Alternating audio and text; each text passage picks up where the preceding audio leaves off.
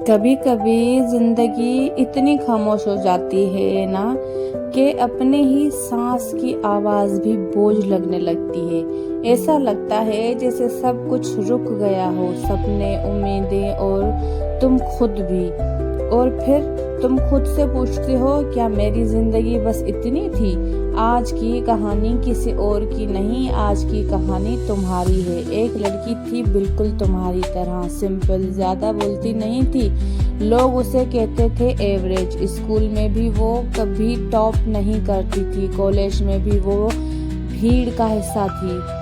ना कोई special talent, ना कोई शाइनिंग पर्सनालिटी, सिर्फ एक चीज थी उसके पास, दिल, जो कभी हार मानता नहीं था। लेकिन जिंदगी ने उसे इतनी बार तोड़ा कि एक वक्त आया जब वो खुद को ही भूल गई। वो अपने रूम में अकेली बैठी थी, मोबाइल हाथ में था, सोशल मीडिया स्क्रॉल कर रही थी। हर किसी की लाइफ परफेक्ट लग रही थी, किसी की जॉब अच्छी थी, किसी की शादी परफेक्ट, किसी के पास पैसा और किसी के पास फेम। और फिर अपने लाइफ देखी, खाली, बिल्कुल खाली। उसकी आंखों में आंसू आ गए और उसने धीरे से कहा, मुझे में क्या कमी है?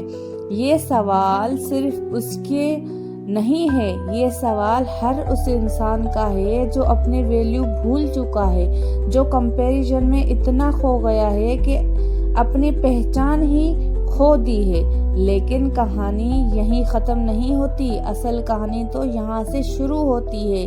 एक दिन उसने डिसाइड किया कि वो अपनी जिंदगी बदलेगी, लेकिन किसी और के लिए नहीं, सिर्फ खुद के लिए। उसने छोटी छोटी चीजें शुरू किया, सुबह जल्दी उठना, अपने लिए वक्त निकालना, अपनी सोच को चेंज करना और सबसे मुश्किल काम, खुद से प्यार करना। शुरू में सब कुछ अजीब लगता था, लोग हंस रहे थे, कह रहे थे तुमसे नहीं होगा। लेकिन इस बार उसने किसी की नहीं सुनी। उसने सीखा कि लाइफ में लेट होना फेल्यूर नहीं होता, हार मान लेना फेल्यूर नहीं होता।